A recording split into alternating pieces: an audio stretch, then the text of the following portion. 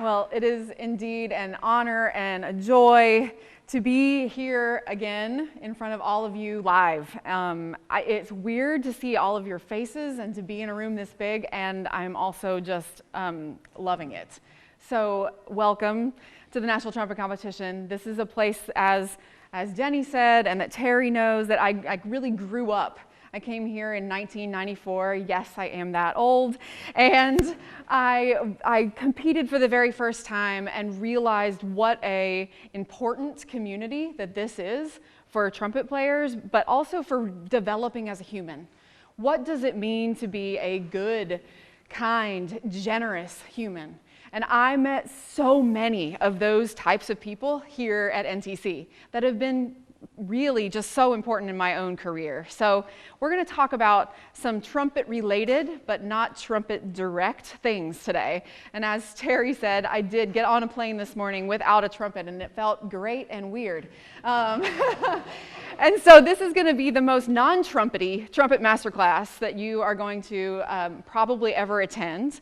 But the thing that I just want to say is, over the last 3 years, well, really the last 10 years, I have been on this journey myself around what does it mean to be a wholehearted, creative, expansive musician?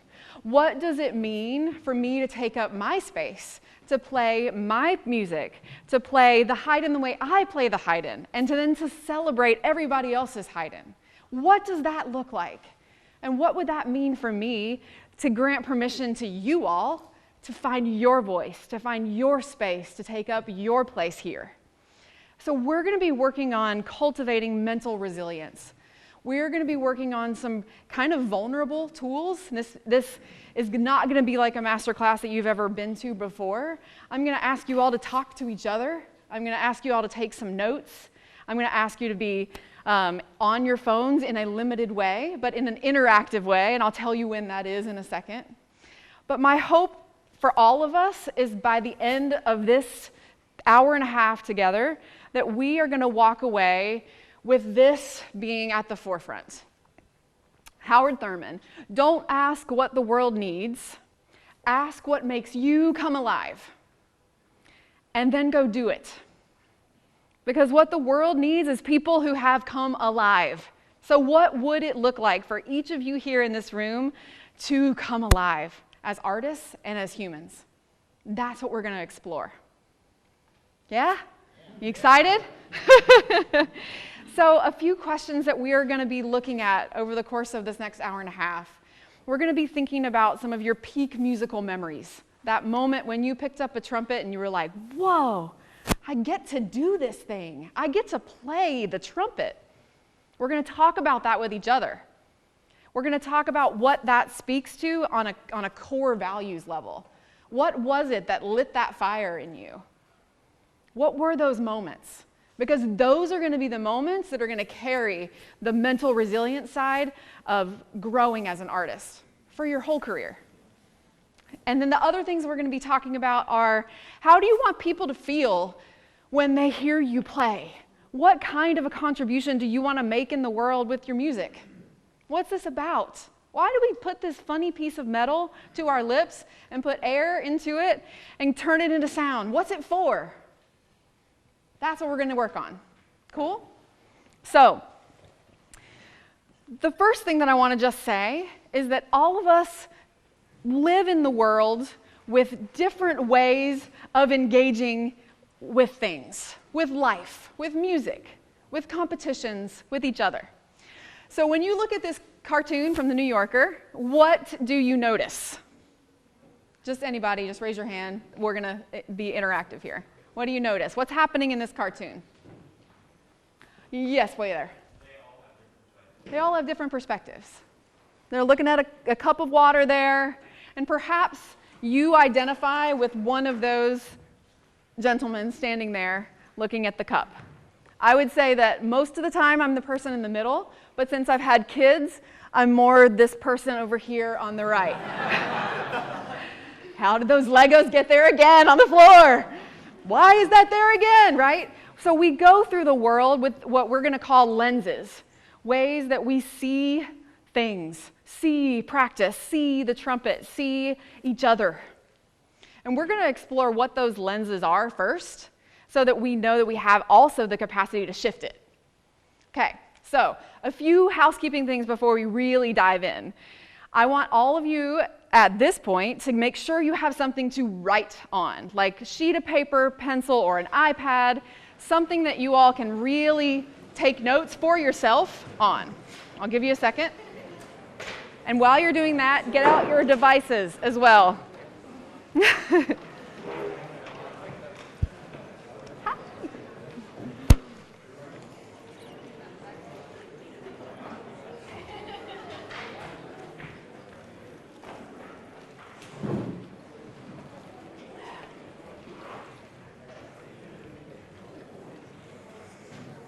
So, when you get out your cell phones, I want you really quickly to pull up your browser, and we're going to do a really quick interactive activity here in a second.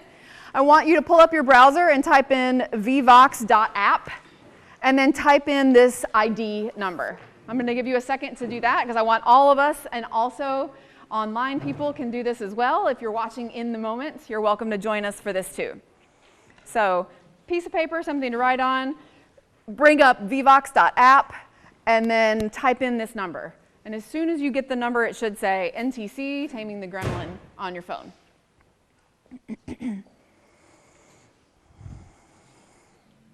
Everybody got it? Makes sense? Is it working? Okay.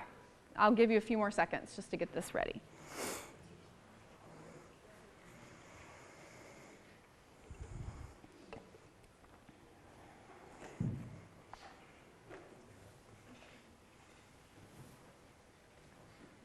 So I do phones out first. So what we're going to do first is I'm going to ask you a question. And in that question on your app, it's going to give you an opportunity to respond and just hit respond. It's anonymous, but please be respectful and really give the answer that comes into your being right in the moment, okay? So the question that I am presenting now is, what is the first word that comes to your mind when you hear the word love? Type it in the thing and then just hit submit and then just wait.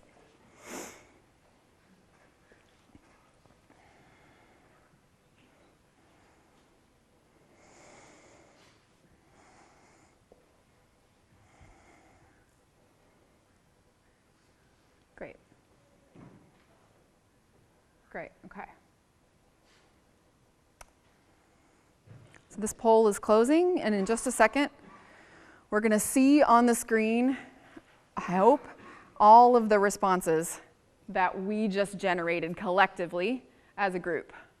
So family and passion, kindness, heart, care, unconditional, couple, all kinds of different ways. The first thing that pops into our minds. All of us have a different lens. Okay, so we're going to do this again.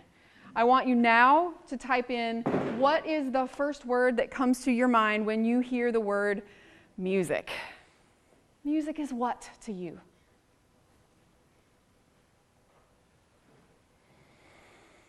First words.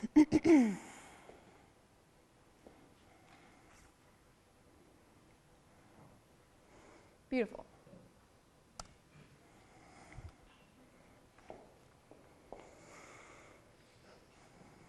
It's coming. Expression. Life, trumpet, joy, love, fun, emotion. Yeah. What do you notice so far? I'm probably not seeing them all, but what are you seeing here? An outlet, universal language, enveloping, meaningful, family, community. What are you noticing? They're similar, yeah? But also different. We have different words that pop into our mind when we think of music, but they're all from this very positive place, right? Okay, here's another one. What is the first word that comes to your mind when you hear the word practice? Go.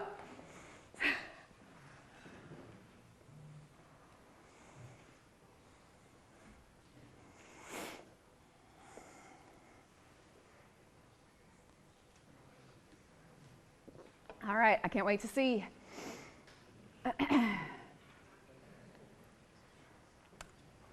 Coming up.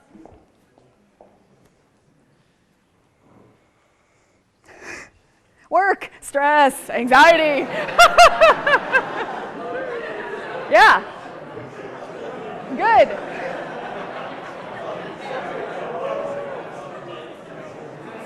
Okay, good. So look, what do we notice? You can see these words, and the ones that are really big are the words that a lot of you said that are in common. Work, stress, anxiety. We've got growth, we've got improvement, we've got dedication. Then we've got other things here: frustration, hard work, impossible. All of these are lenses. It's the default setting. You pick up a trumpet, you walk into the practice room, and what is the emotion that comes? What's going to happen now? Is it going to work? Am I going to crack this note? Can I play this solo? Is it going to work? All the things. What if there were a different lens on practice? What if these first default lenses were replaced with one of these? The heart of music. Music is what? Life, passion, peace, emotion, expressive. What would shift in you if practice, taking the horn out of the case, going to a practice room, became one of these words? How might that shift your experience? Yeah? You see where we're going. Okay, so this was great. We're moving to the final one. Here we go. What is the first word that comes to your mind when you hear the word competition? This isn't as loaded as audition, but competition.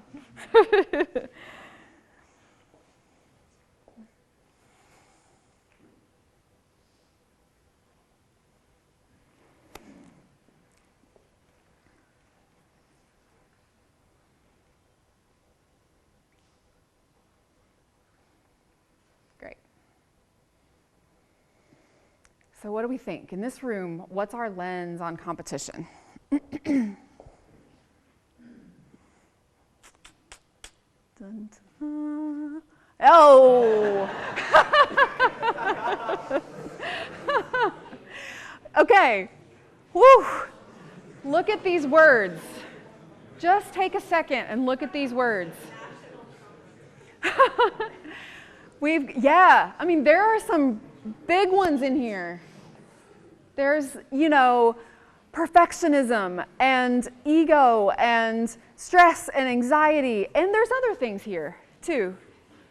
So I don't know what your word is, but for you, what is going to be a helpful shift, a helpful lens around competition?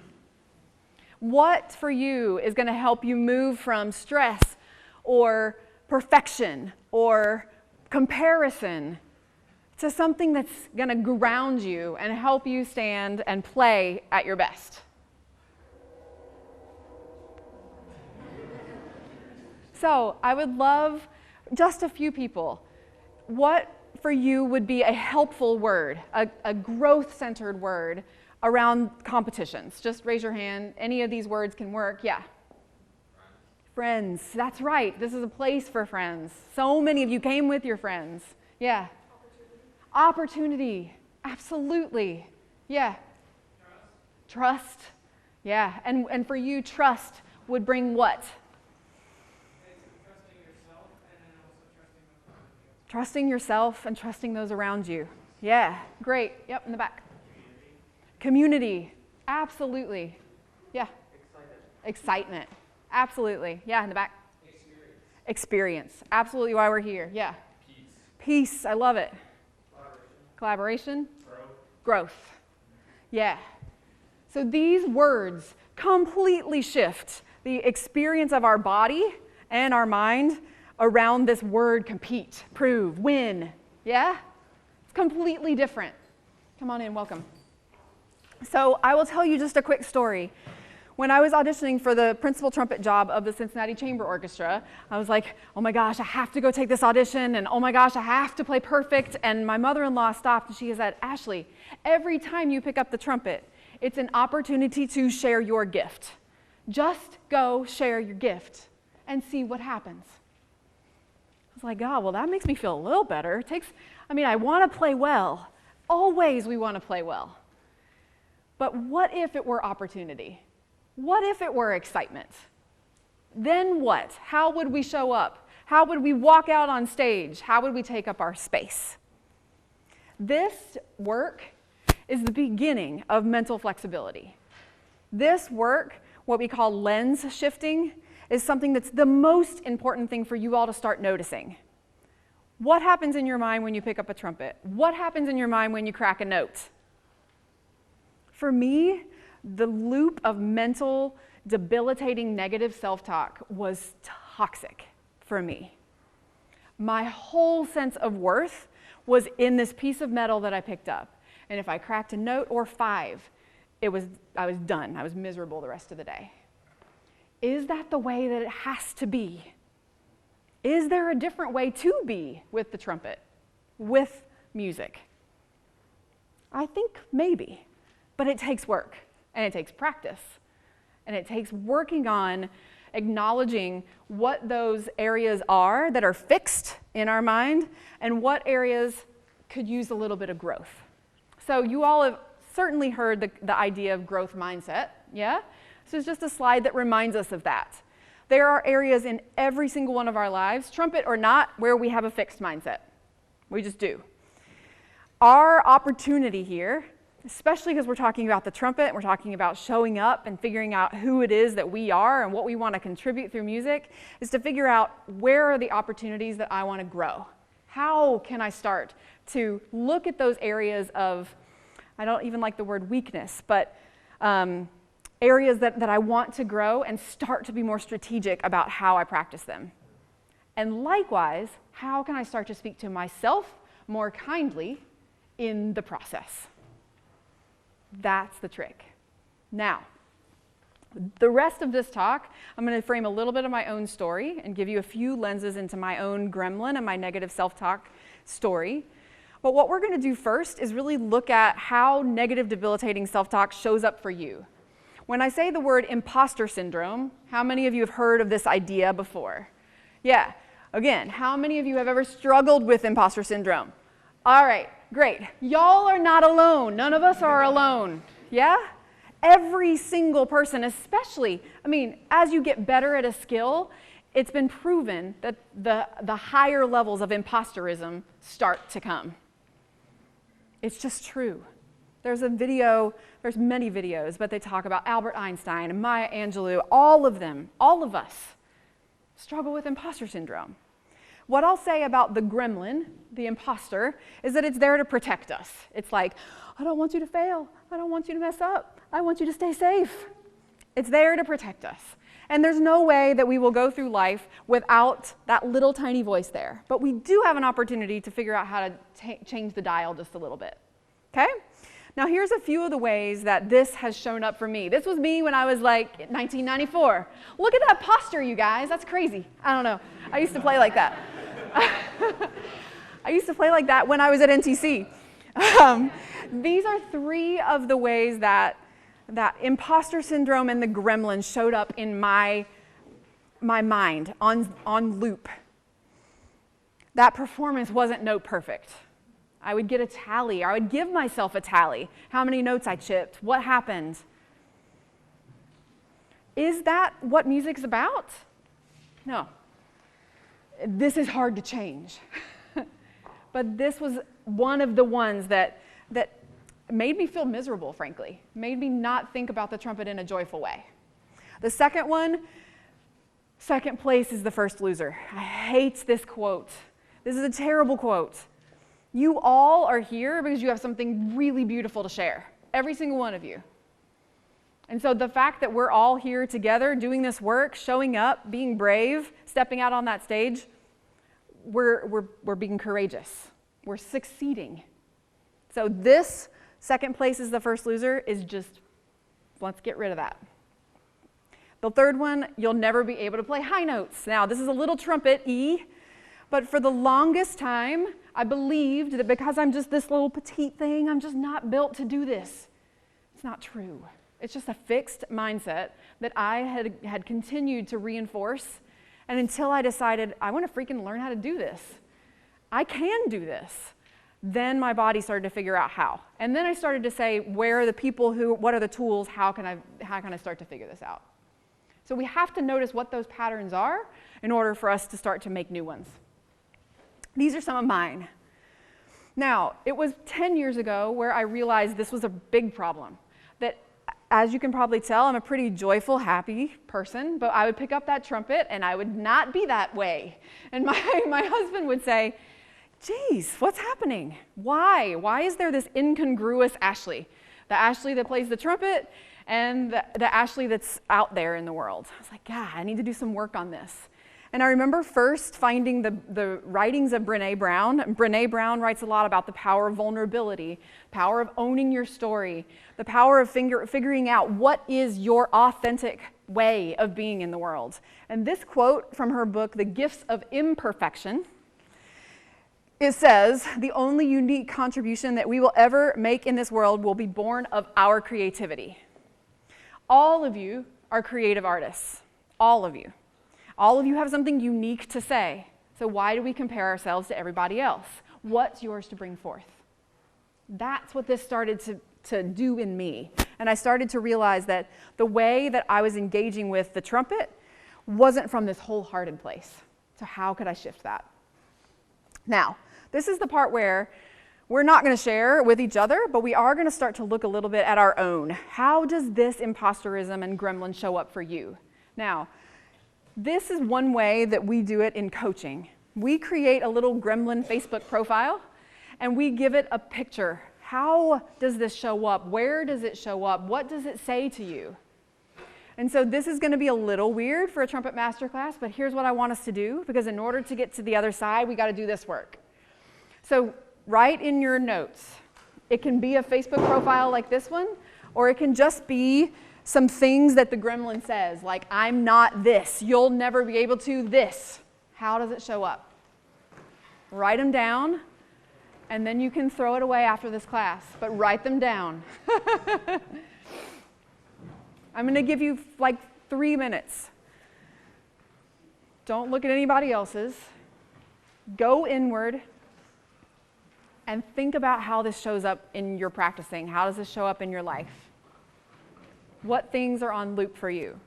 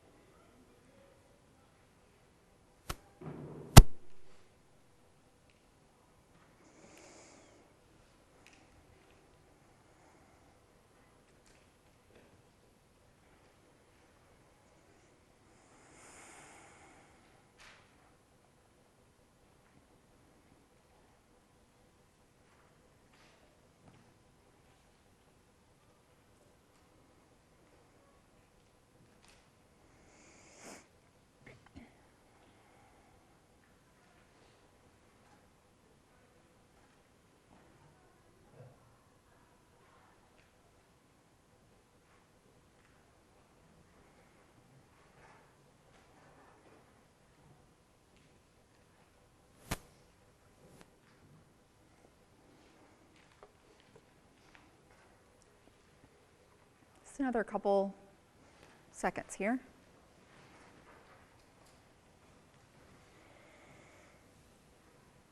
Just knowing that we're all united here, by a show of hands, how easy was that to do? Yeah? Yeah, right.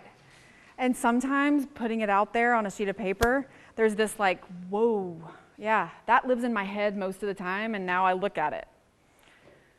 The question now is, what is actually true? If these are the things that are on loop for each of you what's really true.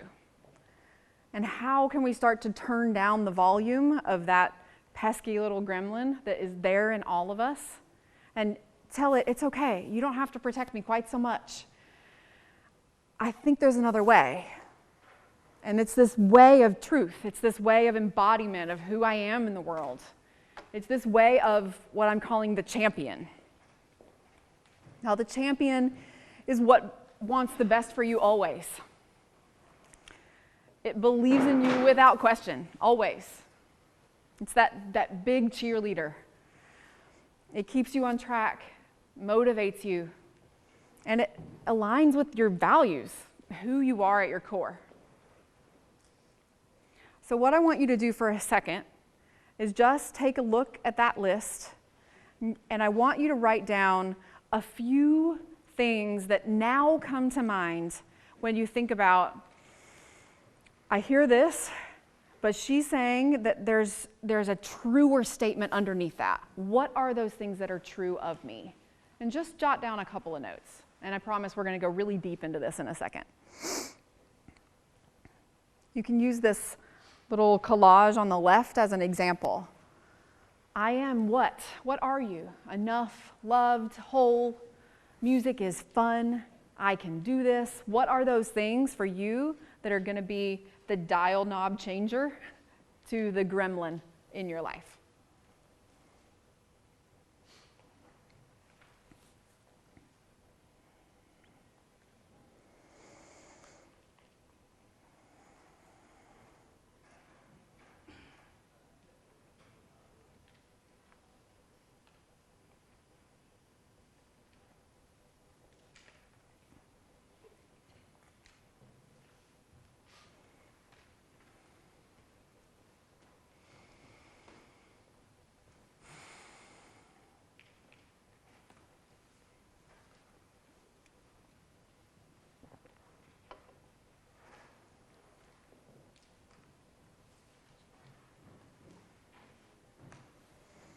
Now we're going to keep coming back to this and fleshing this out and working with each other, as I mentioned.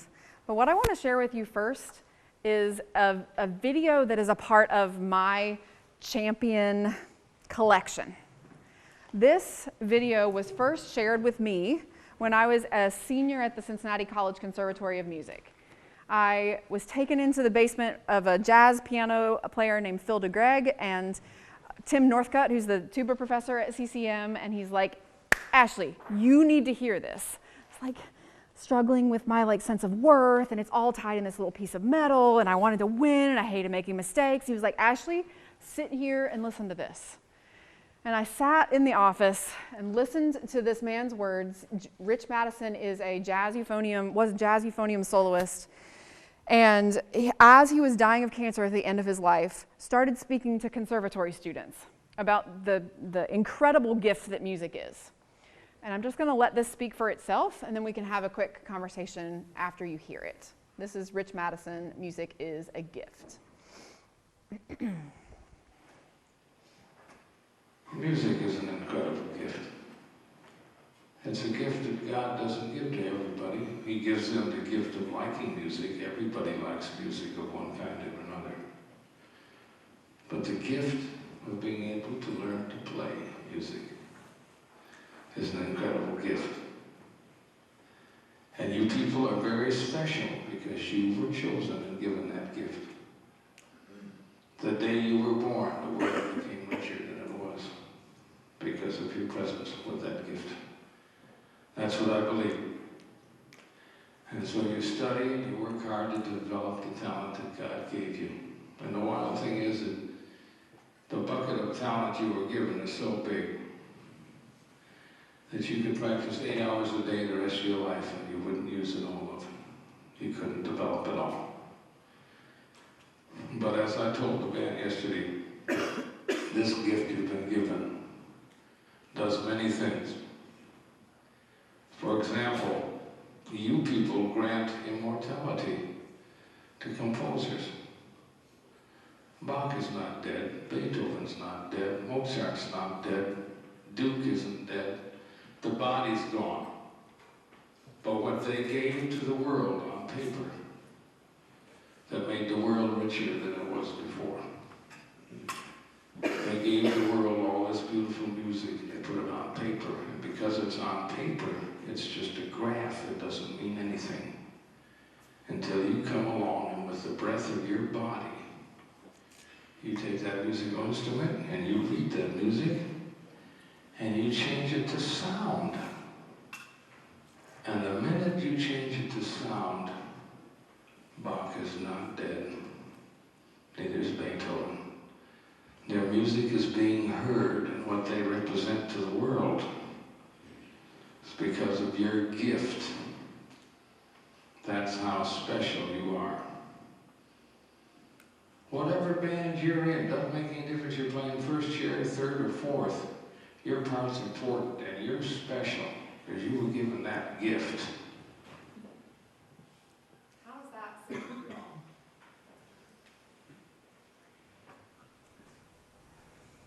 I remember tears coming down my face when I heard that for the first time. Why don't we reinforce that more?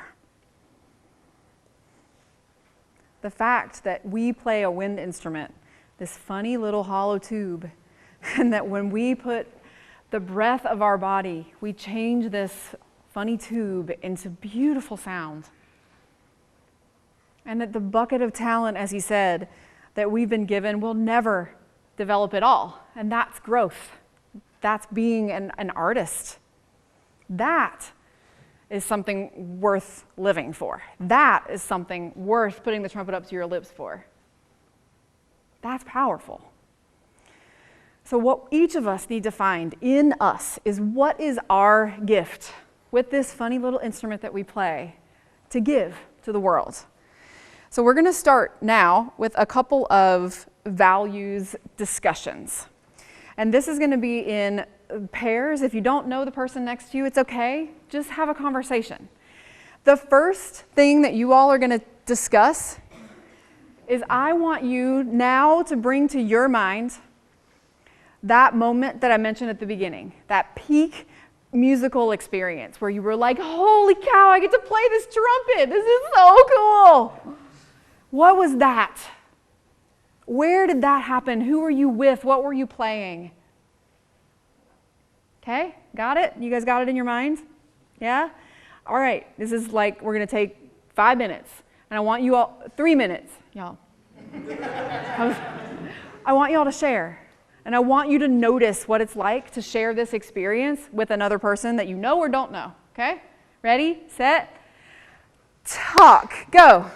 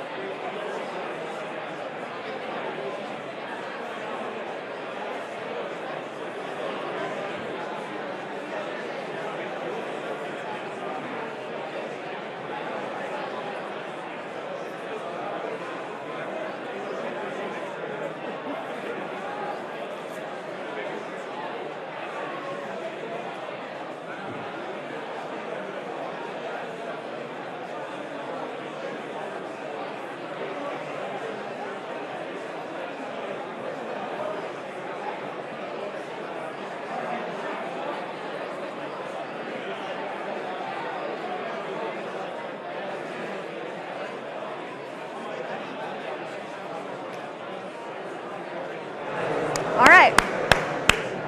This might be the one chance I should have brought a trumpet to bring y'all back together. Okay, first of all, just how was that? Just kind of collectively, what was that experience like? I see some head nods, some smiles, yeah, some woo. All right. So I'll just say, without sharing anything from my partner, what you hear in each other are their values. So if you now were to think about the person that you talked to and what they shared, what does it say about what matters to them most? Now think about that. So if you now were to go, wow, what was that peak memory that popped into my head? It was about human connection, or it was about community, or it was about this amazing group of people that I was with. How might that inform what music you make in the future? How might that inform what direction you take your musical life? That is where you start to now feel alignment. That is where you start to feel this energy towards like, this is my path. I'm walking on this path and this feels right for me. So for you, just jot down in your notes a little bit about what did you share? What do you hear in your story are those values deep in the core of the thing that you just shared? Just a couple of notes just so you have a memory of it that you can come back to.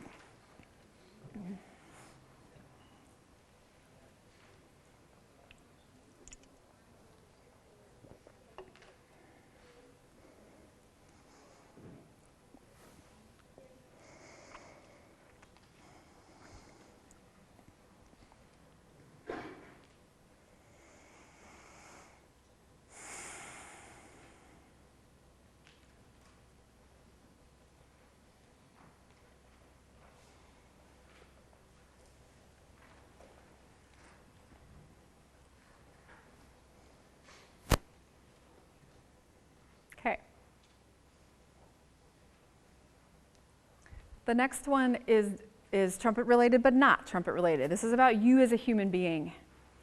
So without sharing with each other this time, I just want you to jot down a few things in your notes that make you feel alive as a human, as a person.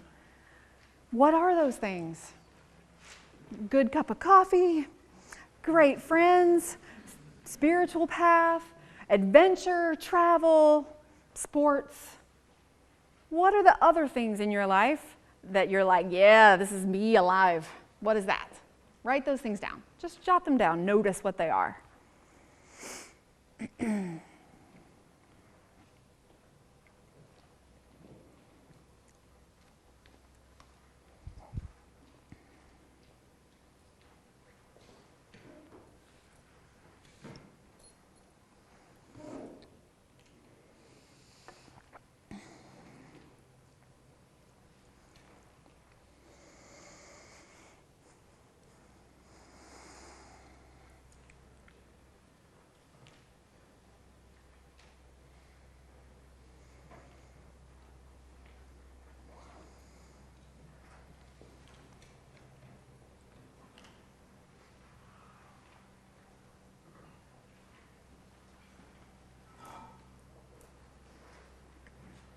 These things that you write down are a part of your trumpet growth, believe it or not.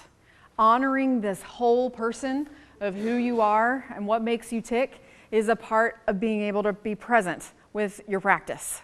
Sometimes you just need to leave the trumpet and go do something else and then come back and see where you are. We've got to look at ourselves as a whole person, and that's why we look at what makes us come alive. Okay, back to that Howard Thurman quote. We need to be the most alive versions of ourselves. So when we think about careers, when we think about playing the trumpet for a living, whatever that is, how can some of these other things also be a part of that?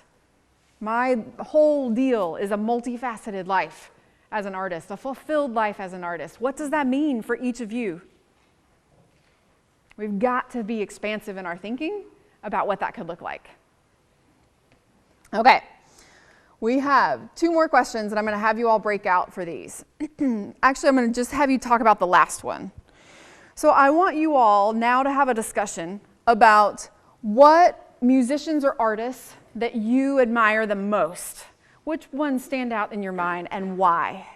When you think about like artists that just embody this way that you just think is unbelievable, who are they? What do they do? How do they show up? Okay? So maybe find a different partner, find a different partner. Talk about who those artists are for you and why. They're so important. Okay? Set and go.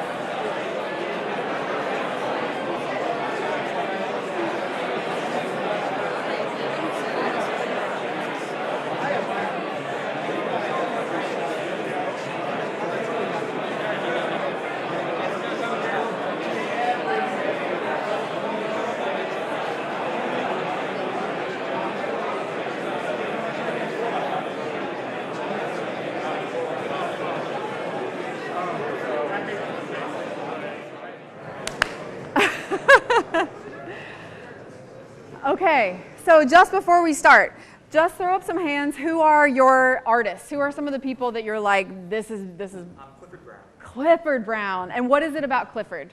He just plays, like, this sounds weird, but he plays in a humble manner. Humble, just yes. Just straight music. Beautiful.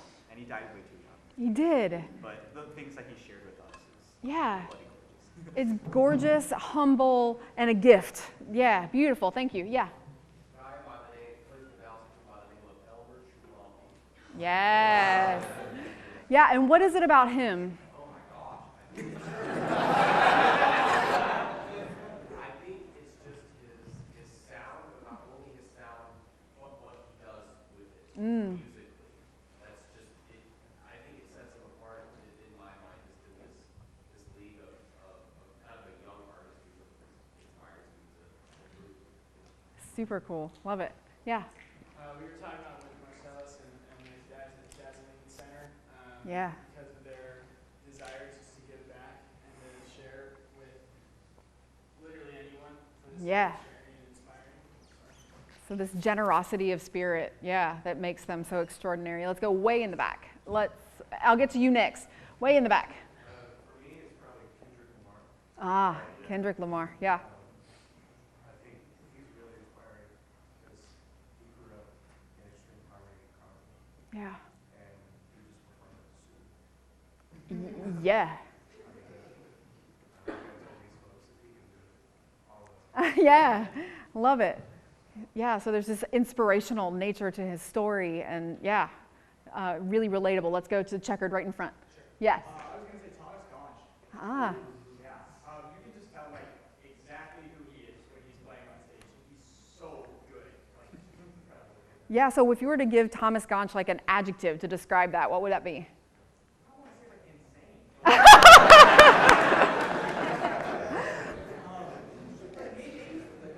I don't know. He just like doesn't really care. Yeah. Yeah, I mean, I almost hear the word authentic. Like, there's no BS about who Thomas Gonch is. He just shows up, he's on stage, he's there. Yeah, I love it. Yeah. A guy named Montez who goes to my high school. Okay, and what is it about him? He's just his mentality. I mean, it's an interesting mentality, but he's a really good player, and I just look up to him as a mentor. Awesome. Yeah, beautiful. Yeah, way over there. Personally, I have to say Wayne Bergeron, of course. And that's the sound that I hear in my head. Yeah. And he's such a nice guy. Mm. Very humble. And I was really listening to him. Love it. Yeah, and I love those adjectives, humble and nice. The way he shows up in the world is really key as well. I see you. Yeah. Yeah. Yeah. And how would you describe, I mean, of course, we all know, but how would you describe him? One of the most phenomenal trumpet players who went through extreme circumstances and is one of the best human beings on this planet. Best human beings. Yeah, I love it. Thank you for bringing him up. That's beautiful. Let's go here, and then I'll come over there. Luciano Pavarotti. Just like the pure, raw expression that he Yeah. has. And it's like, you're not even thinking about the voice. It's like his voice is expression. It's like, that's what it is. Like, I have no idea what the words mean, but I know exactly what he's trying to convey. Yeah. Through it. So there's an intention and a power and a way that he is with his sound that you feel, you get. That's awesome. Where were you? Yes. My school's piano conference. Huh. She like just kind of exudes this like confidence, but not in like a egotistical way, but a very humble way. She makes our school's performers feel very comfortable. Yeah. And honestly, it feels like we play better just because she's there performing with us. I think that aspect is like really valuable. I love that. Yeah, so there's this just real deep connection and this way that she holds space to make you feel really comfortable. That's beautiful, powerful. I saw another hand. Yep, right there. Yeah. Yeah, so humility again. We'll go over to this side. Two more. Yeah, back in the back. I'd say Doc Severinsen. Yeah. And what is it about Doc? That's great. He was always just so expressive and never afraid to be himself. Yeah. Especially like on live TV, he'd always have the same style, and like he could do it because he was so confident in it. Yeah. Which is very admirable. Did you see his PBS documentary, y'all? Yes. Doc Severinsen, so good. He's amazing. He's crazy. Where's one more. It's this band called Rain of Kinda, which is, they make music that is very interesting and compelling to me, but I always find my favorite songs are things that I can turn to when I really need to be inspired and feel more hopeful and like more positive about moving forward. Like that's the effect that music has on me, is it's inspiring, hopeful, and uplifting. Yeah. So inspiring and hopeful, humble, nice, total embodiment of self, authentic, all these words. Yeah, I mean, so we can learn so, yeah, do you want to say one? Yeah. I was going to add some women in there. Yeah. So, like, non-trumpet artists, Taylor Swift and Lizzo, like, their message on, like, not really caring what other people think is, like, really inspiring to a lot of people. Absolutely. Because, like, whatever opinions people have of them just goes out the other ear. Yeah. Again, that deep embodiment of self, of who they are, of their space in the world. Absolutely. So now you take those artists, those people that you all just mentioned, and you use one word that you think captures their essence, like who you think that they are. So embodied, fully alive, present, humble, nice, generous. The doc, like just there. So now what I want you to do is think about the solos that you're working on, the music that you're working on. Think about even the solos you're playing here. If you were to put a lens of someone else's, one of those words, what word would be the most helpful in helping you step into the character of that music and the way that you want to be on stage? Does that make sense? So sometimes a solo is going to need all of the Doc, you know? All of the Thomas Gonch. Sometimes a solo is going to need something a little bit more intimate, like that wonderful piano accompanist. You know, sometimes we're going to need a Lizzo. We're going to need to like really be there, taking up our space. And we have that flexibility to be able to do that. That's what's so powerful about the mind, about mental resilience. That's what's so powerful about lenses and being able to shift. That's also what is so important to notice about those artists that you admire. The artists that you admire say something about what you value. So when I was talking to a student over here, I was talking about Mary J. Blige and what it is about her music that's so powerful, and now how they are embodying this way of being with your own art in the way that she does. That is the goal. That is what we're after. So for me, one of the artists that come to mind always is Yo-Yo for me. So when I look at him in this picture, the word that comes up is contagious joy, is generosity of spirit. When I watch him play, he's aware of every human that's around him. He's aware of what they're doing and the music that they're making, and he's playing off of them, and there's no barrier between him, the audience, and the music that he's making. And so for me, a lens around the Yo-Yo is connection, is contagious joy, is hosting a party where I'm playing, and I'm not thinking about making mistakes, but I'm thinking about how do I show up to make everyone feel comfortable.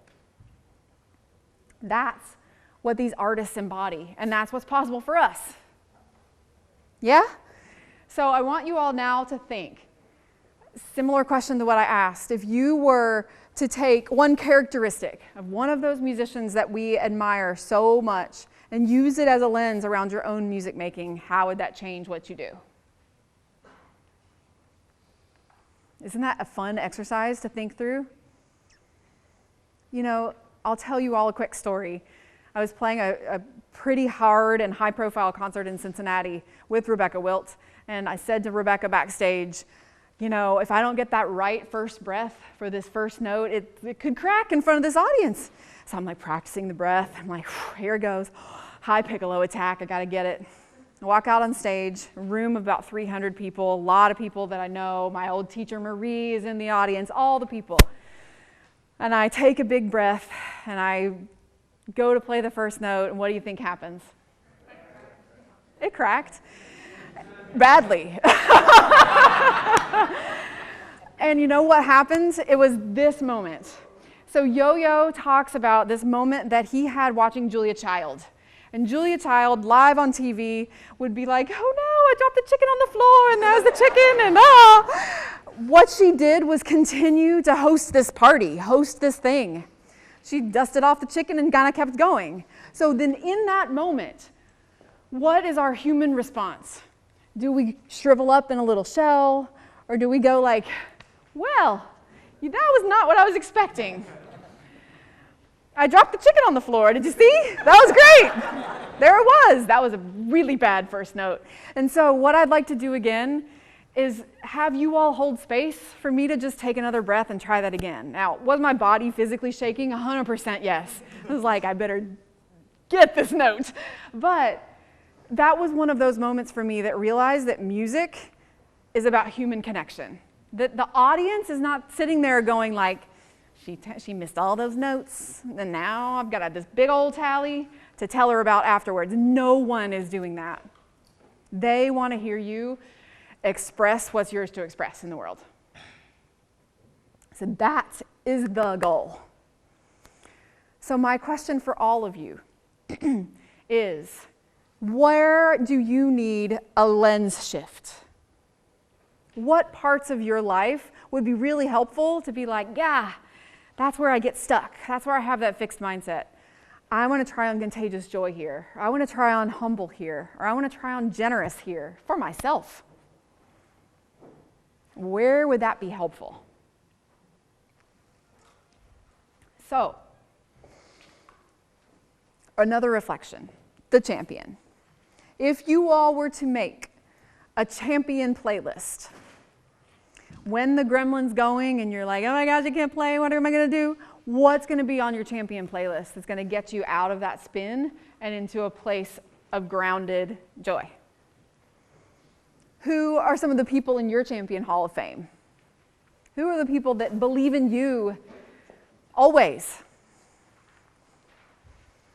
And how do each of those people contribute to your champion voice? What do they say? I just did a series of posts on social media about some of my champions. What did they reinforce? Ashley, sing your song. Don't live anyone else's. What's your place to take up? That was Marie Speziali. Who are those people for you? So I want you to bring some of those to mind. And now what I want you all to do is talk about your champion playlist. What are some of those phrases that are going to be, or those songs, or those people that are going to be reinforcing over and over again for you, you are enough, you can do this. Take up your space, okay? Y'all ready to talk about it a little bit? Yeah? All right. Reflect, share, and I'll bring y'all back together in another 5. And go.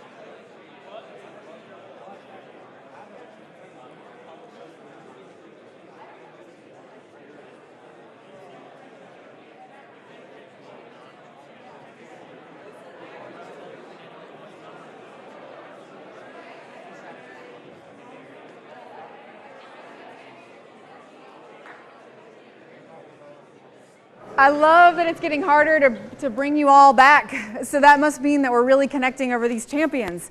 Who are some of the champions for you? Who are some of those people that you know are going to affirm you and build you up without fail? Yeah. Megan the Stallion. Megan the Stallion. Yeah. Amazing. I'm going to make them feel bad right now. They didn't want to come in here because they were going to be so embarrassed to walk in. So let's embarrass them. Yay!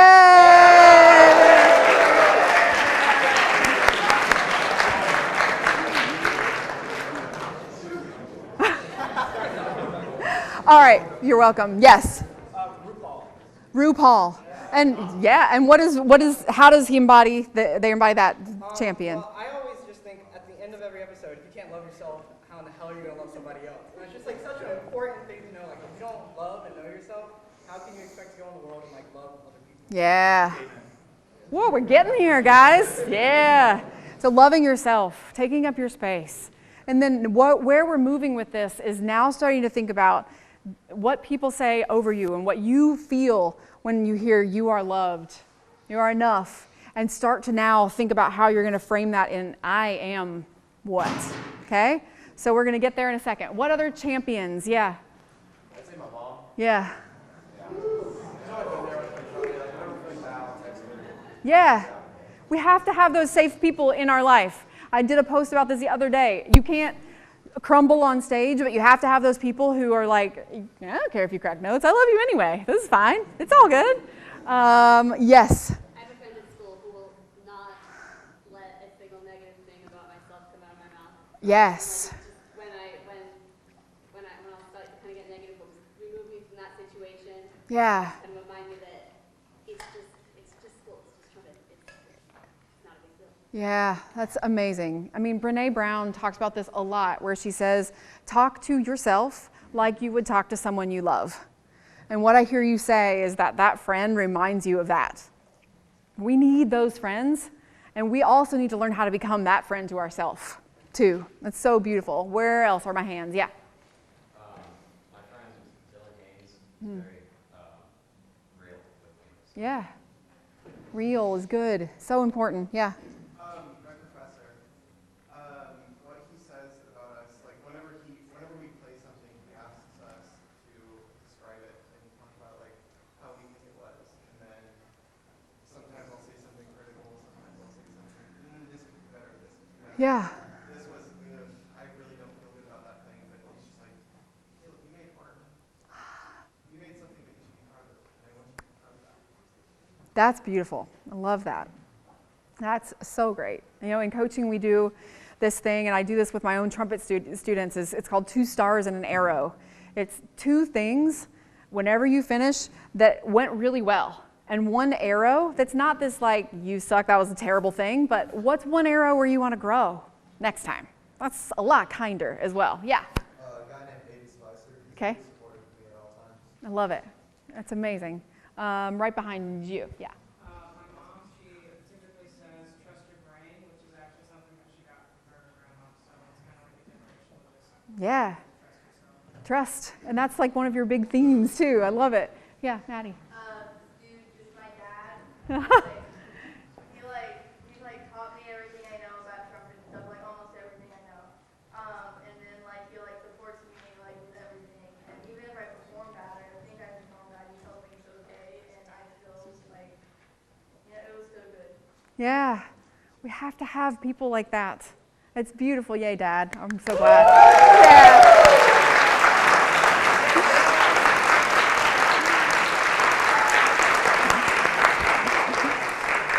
That's amazing. Yeah, over here. I had this mentor in high school named Sylvia Alameda who used to play horn with the NSO, and before every single performance she would be like, Aislinn, take no prisoners. And that's like the first thing that Ooh. every single performance. I love that. And what does that equip you to do? What do you feel when you take no prisoners? I just am so unapologetically like myself. I am unapologetically myself. Powerful. That's beautiful. Yeah. Probably like all my studio mates and all the people that go to my school too play trumpet. Like we're, however much we all beat ourselves up, not beat each other up, beat ourselves up. We're like always there for each other, and Yeah. we're always really reassuring to each other because I mean, we all do our own part in like helping each other feel good about ourselves when we're not, feeling the best about our performances. Yeah. So that's really important. It's so important. So, so good. Yeah. I can't think of a person specifically, It's okay. but one piece of music that I can feel a lot of humanity from is Overture by Bjork. We're like running the whole range. I love it. So Overture by Bjork, what is it about that captures something deep in you? I just feel like it's incredibly authentic. Yeah. And I can't find much other music like that. Yeah. So then for you, authenticity being this deep core value. I'm authentic. I show up in an authentic way. That's you taking up your space. That's what that Bjork piece brings out. So good, so good, so good. All of the hands, I love it. One more, right here. My trumpet studio, whenever my students hear me perform, even if I think it's like bad, they're always like, that was the best thing ever. Yes. And like, just hearing, like, aside from like my parents, hearing them speak about my performances, it really matters a lot. It does. It matters who's on your team. Who are a part of those people that you, when things crumble and it's like, I'm in like a not good place, that are going to get you to speak to yourself again in a kind and affirming and authentic way, that are going to remind you to talk to yourself like you talk to someone you love. That's huge. And it sounds like so many of you have studios and teachers that are really helping to reinforce, and dads and moms who are really helping to reinforce this. This is key. Now we have these external people, and they are so important. But this next level is about figuring out how to own this for yourself. What does it mean to deeply know that you are loved? What does it mean for you to take up your space on the stage and off the stage? So, your next bit of truth finding, remember how I said we were going to come back to what is true of you, is now to think about what is that champion phrase for you that is going to help you to say, yes, I am authentic. I am showing up and taking no prisoners, and that is my space to hold in the world. What is that I am statement for you? I am what? And this statement must be so powerful that it looks at all of those things that the gremlin says, and it's like, wait. I'm loved, I'm enough, I belong. Music is play, music is fun, trumpet is fun. What is that for you? So I want you to just jot down 2, 3 maybe, I am statements in your notes that feel really true. And I'll be honest, this is way harder to do than the gremlin. We don't do this enough.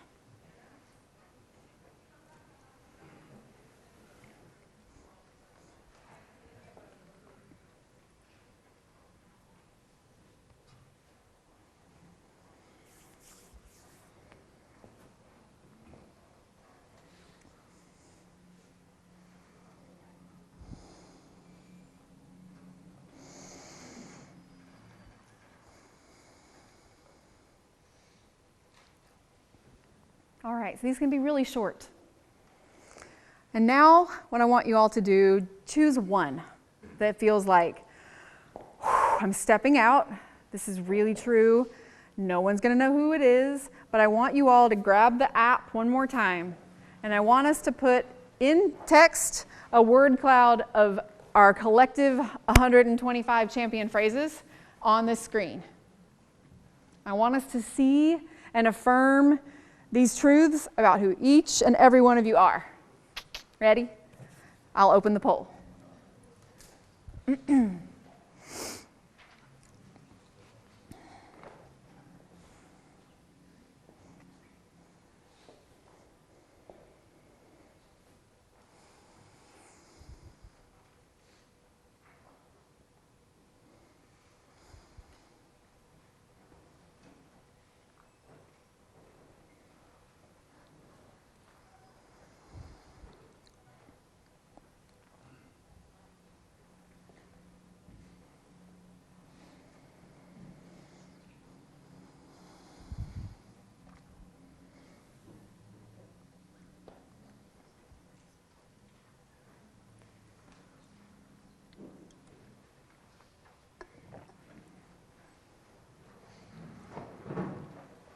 Okay. Just about there. Okay, here it is. Our champion NTC 2022 phrases for this room. It's coming, it's coming. Look at that.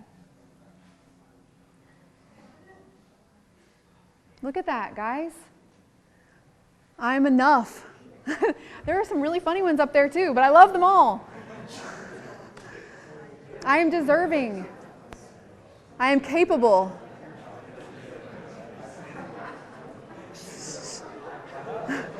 There's some funny ones. I like your dog won't care. Yeah. But listen, look at these words. I am a storyteller. I am hardworking. I create beauty. I am worthy of love. What in the world? You guys, we're at the National Trumpet Competition. Look at this. This is awesome. This is beautiful. And this is true. These are all of what is reflected here in each of you already. The heart of coaching and what I do as a coach is about knowing that each of you is already capable and whole. Does that mean that we're not working on our stuff? No, we're going to always be working on our stuff. But each of you is capable and whole, always. Enough. Loved, period. Cool? Now, in these last few minutes, I'm going to give time for some questions here in a second. I just want to give some practical tools for how to keep reinforcing this stuff for yourself. This one is super key. Gratitude. Gratitude. This is a little cute puppy because puppies just always make us happy.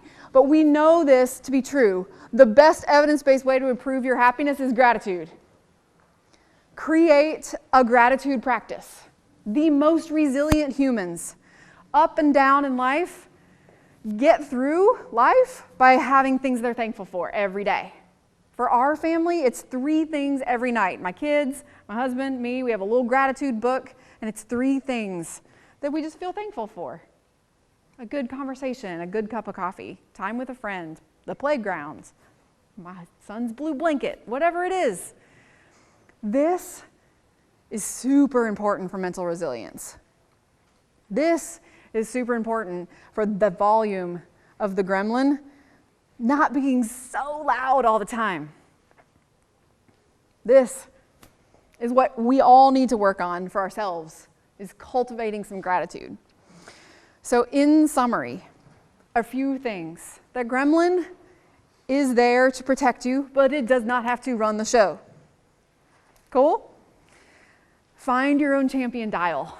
There's lots of different tools that I've given you today, the champions in your life that are real people, the artists that you love, that speak to this deeper level of core value, and then working on how do you cultivate a more positive and affirming talk in the way that you speak to yourself.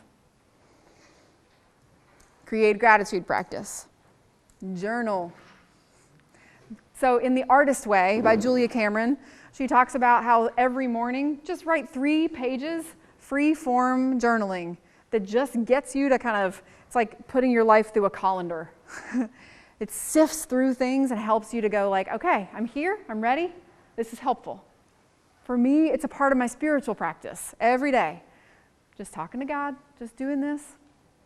But it can really help. This was the quote that I talked a lot about. Brené Brown, talk to yourself like you would talk to someone you love. This, find your team. This is super important. We've all been through collective trauma, friends. The pandemic was hard on everybody, but also life is. Find your team. Get help. Surround yourself with great people. Get a good therapist. Get a good coach. Therapists deal with the past stuff. Coaches help with the present and future stuff. Find people to surround yourself with and great friends and community. It's also okay to take a break. If there's anything that this pandemic has taught us, it's that we have to take care of ourselves. There are times when you'll be playing the trumpet and what you need to do is put the trumpet on a stand and go on a walk. Go somewhere else, do something else, and then come back. It's okay to take a break. A few other resources. These books I recommend to everybody. They are so helpful, and they've been really key in my own work around creative recovery and cultivating a life that's more joyful with the trumpet in my hand too. Big Magic, Embracing Creativity Beyond Fear by Elizabeth Gilbert. She did a series of podcasts after this book where she helps artists who are kind of feeling stuck in their creativity or struggling with fear to really work through that. It's super helpful. My best friend Meredith, who used to be on faculty here, runs Artists for Joy podcast. It's a great resource. There's a different way than the tortured artist stereotype, and she talks about tools every week for how we can live a more wholehearted existence as artists. The Gifts of Imperfection, Daring Greatly, Rising Strong, all Brené Brown books. And then this book is a relatively new book for me, Chop Wood, Carry Water by Joshua Medcalf, but it's all about redefining our definitions of success based on what matters most to us as people. What if living out our core values with the trumpet were a part of this definition of success? What if it weren't just, I want to get an orchestra job or teach at the college level and that's it, or have a solo career? What if there was something more? What if you're, going to do community building? What if you're going to do work, in the nonprofit sector? Music will always be a part of your life, so start to think about this more expansively. And then finally, I want to take some questions. If you want to contact me for any reason at all, this is how you can find me. Email, Instagram, all the websites. I'm on faculty at Longy, and then most of the material that you heard today is from my coaching training, which is by an organization called Graydon, and Graydon's website is there too, so you have access to some of those materials. That's how you can find me. We have like 5 minutes before we need to transition, so are there questions here in this space? No questions. We do have some questions. Yeah, I'll start here. It's not a question. Yeah. This was not at all what I thought it was going to be, and more powerful than I could have imagined, so bravo. Thanks. Yeah, thank you.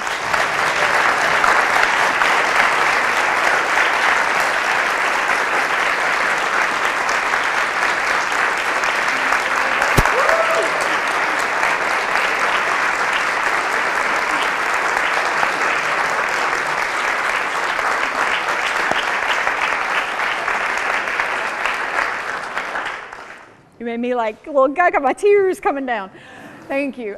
Was there a question in the back? Yeah. I was going to say, so how do you find a really good balance between like music life and like personal life? Yeah, I mean, it's always, it's a constant work in progress. That's where the journaling is. It's like, what needs my attention today? Sometimes family or friends are going to need your time, but that's where you really start to what I call self-coach, where you go like, what's important right now? What's important today? Is me spending time with the trumpet for this next 2 hours the most important thing?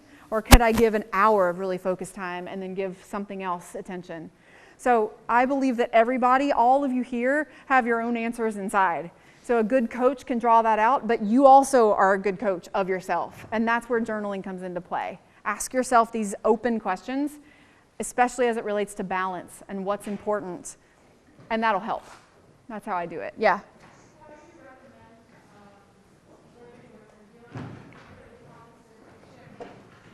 I missed the very end. Say it one more time.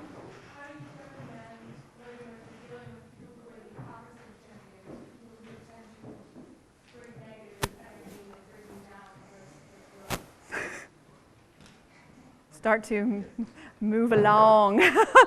That's hard. And,